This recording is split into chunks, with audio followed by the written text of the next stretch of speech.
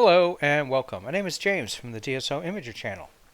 Today I'm going to show you the workflow that I used to process my latest shot of the Triangulum Galaxy. Now for this shot I used my Celestron Edge HD8 and the ASI 294 mono, and so you can see it just barely fits in there. In fact, I know I'm cutting off a little bit of the arms, but I got most of it in there. Now, I did spend quite a bit of time on this one. In fact, let me show you the how much integration time we have in this. Okay, so there we go. So 51 hours, 44 minutes. A lot of luminance and a lot of HA. So this is your standard HA LRGB image. It's always a challenge to get the right balance with that HA. I processed this picture 4 or 5 times before I came to the final workflow and the final result. You can actually see one of my previous attempts at processing this on the community tab on my YouTube channel. I posted a version on there. That one, the HA was just overpowering, and I ultimately decided to go back and start over again after looking at that image long enough. Alright, so what you're looking at here on the screen is the unprocessed master loom channel, and this turned out to be the key in taming the hydrogen alpha. And what I actually did to get this is here's the HA with all these knots in there, and the red and the blue, and there's a regular loom channel, right? I think you saw I got like 16 hours of luminance. And what I ended up doing is I actually took that loom and these channels here and I stacked them all into a single image, which is this one right here. And this will serve as my master luminance. And what that did is it not only increased the signal to noise ratio, because I benefited from getting all the RGB data in here, but it did add some of the HA as well. I mean, you can't see it too well, but the HA shows up better in this luminance than it did in the regular luminance channel. And so the method, after I did this, the method that I used to integrate the HA, because I didn't just stop at this, I used this method outlined over here. If you've been watching my videos for a while, you know that this is the process that I use for HA LRGB. I even did a video where I go into detail of how I add the HA following this method. And there's a couple of pixel math formulas here. So basically there's two parts, really you could say 2.5 parts to this process. The first process is to work on the HA, to get the prep the HA channel. And then the last process is to modify the RGB image, or to blend that HA, that modified HA image with the RGB data. And so I'll show you the results that I got here. And then as a final step, you also apply this to the luminance as well, which I did. Now, one interesting thing about this process is that I found that it works better to use just a straight unprocessed data. So running DBE first, and you can get an idea of what it looks like, but running DBE first and then going through this process at the HA actually didn't work too well. Alright, so I did do DBE against the red, the blue, and the green, and that gives us an RGB image here, which is what you see right here. And then what I did is I ran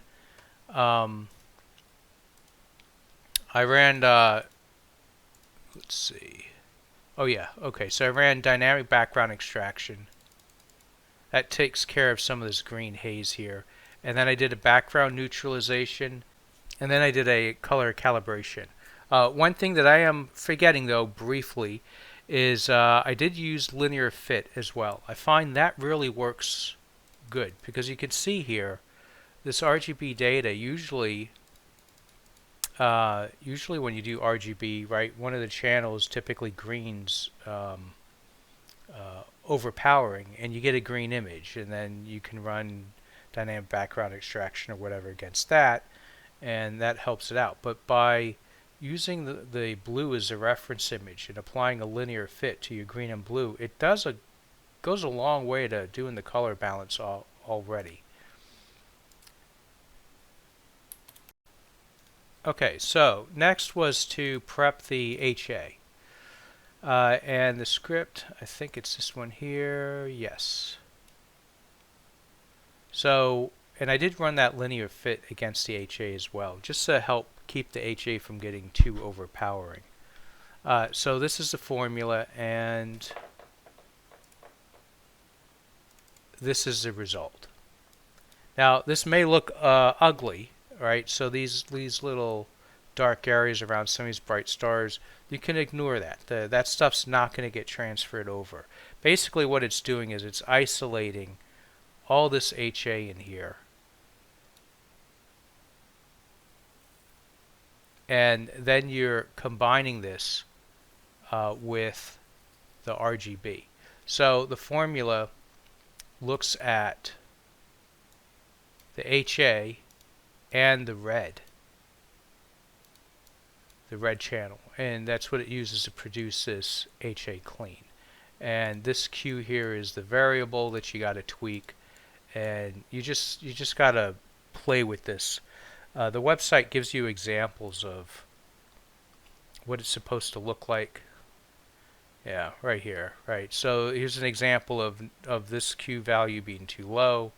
This is what it'll look like if the value is too high. So you're kind of looking for a balance, and I think this one is right on the edge.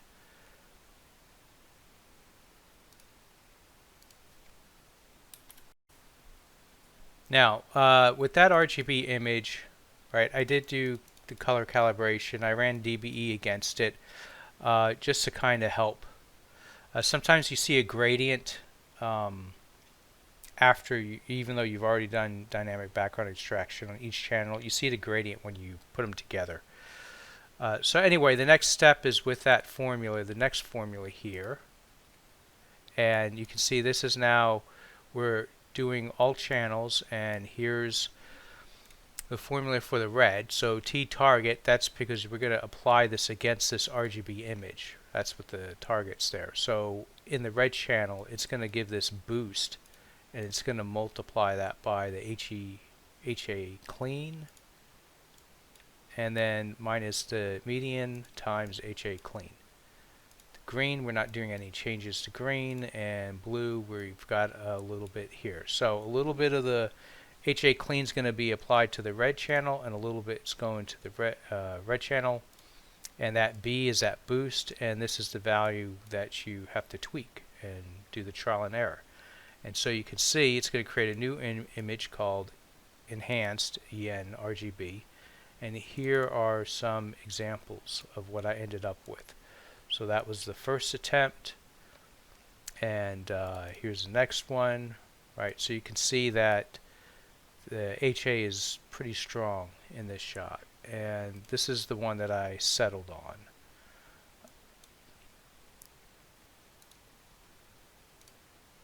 I felt like this would be the easiest to work with, and this was just too strong. And you'll see that on some of the other images I was working on. The HA is just very, very strong. I mean, it's a challenge, but it's interesting too, because I mean you're getting a lot of really faint gas. I mean, these knots are what you typically see, but there's actually a lot of fainter stuff in there. So I wanted to try to protect some of that, and I felt like this here gave me enough of a balance. Okay, and so we want to do the same thing for the luminance channel. And this is the first attempt at the HA, at the enhanced luminance. So that's the luminance with the HA. And so you can clearly see the nebula showing up pretty good there. And this one proved to be a little bit too strong. And so here's the one that I went with, which was my second attempt. And then next, of course, is to run deconvolution. You can see I got the range mask, the PSF down there. Oh, I did DBE first, so that's what it looks like with dynamic background extraction. And then I ran deconvolution. So I actually moved the luminance with the deconvolution to a different workspace. And here we go. So this is the enhanced luminance with dynamic background extraction and deconvolution. So tighten things up pretty good. We're getting some nice resolution in there. I'm loving these individual stars that we're seeing from Triangulum. Okay, so next is I take the enhanced RGB, I blur it. Now actually these are stretched, yeah. So I stretched both of them, and then I took the enhanced RGB and I blurred it, and then I applied the luminance. Alright, so next I use Star Exterminator to pull the stars out. And here we go. And then a bunch of curves work. Now you see I've got a mask on there, and this is a mask that's blocking the brightest parts of the HA. So if you've worked with HA RGB or HA LRGB images, you'll notice that the HA is very sensitive to saturation. It's basically already saturated. So if you try to boost saturation or work with some of the colors on the Galaxy, you're overcooking the HA. And so I used a color mask, a red one, which you can see here, and then I used range mask of that to kind of smooth things out. So I use this to kind of prevent making overcooking the HA while I work the image. And so you can see this is all just curves work here.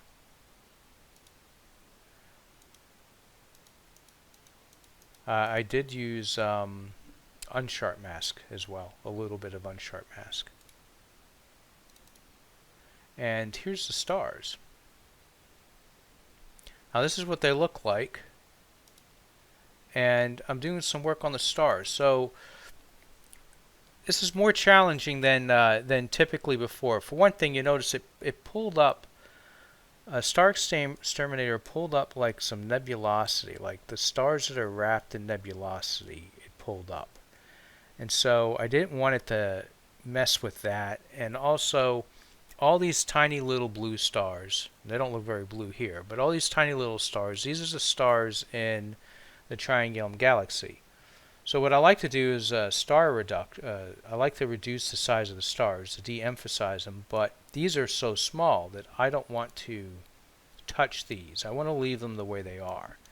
And so I actually created a star mask to protect all the stars from Triangulum and just impact the stars that are in the Milky Way that we're looking through, these larger stars. And so that's what this mask is for. And really all I did is I just pulled back on curves.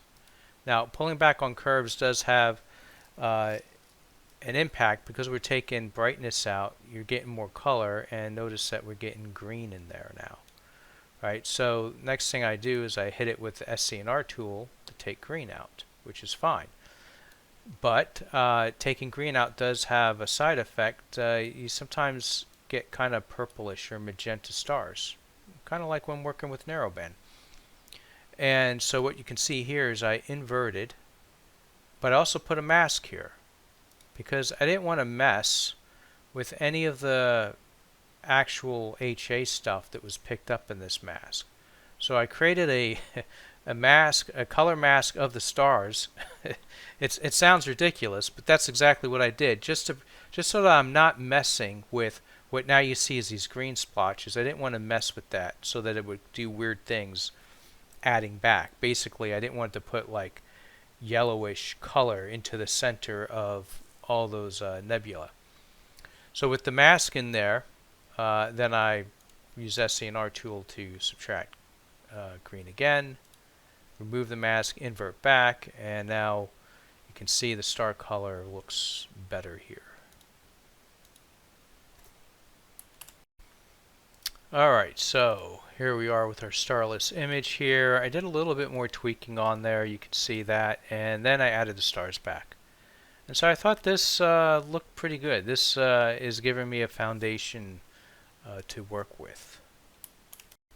And so basically there's a few variations of this, but I took this into Photoshop and I did some tweaking, mostly increased contrast slightly and did some targeted saturation work.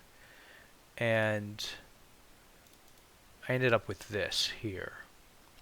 And then a little bit more work in here. So what's going on here is that you notice there's just a little bit of magenta, kind of like this leftover HA signal in the corners that I wanted to neutralize. So made another range mask, which is this here, and you notice this image is inverted.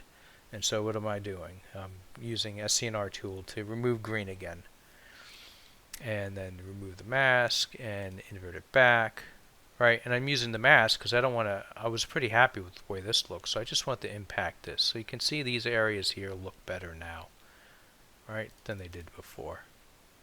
I don't know if YouTube shows it, but anyway, trust me, it looks better. And I did a little bit more tweaking. So overall I was quite happy with this, but I wanted a little bit more of a bluish. I felt like I should be getting more blue out of these blue stars in here. And so you can see I got a mask in place again, and as usual I'm protecting the HA regions, because the way we make this more blue is we actually dial back on green, and I didn't want to subtract any green from the HA regions, because if I did that, it would make these nebulas more purpley looking than they are now. And there, so real subtle change, a very, very tiny little bit of dialing back on the green. And then I did end up hitting this with Noise Exterminator, and that's it. So I hope you guys found this video useful. Maybe it helps with adding HA to your LRGB. Kind of gives you an idea of what my thinking is behind working with the colors. And overall, I'm pretty happy with this image. So I'd love to hear your thoughts, your feedback on this image. If you think this is a cool looking picture, or you like the way I put this video together, give this video a thumbs up. And if you're not already subscribed, hit that subscribe button. I've got a lot of good stuff coming up, and of course you'll see content like this continuously. And with that, I wish everyone clear skies and good evening.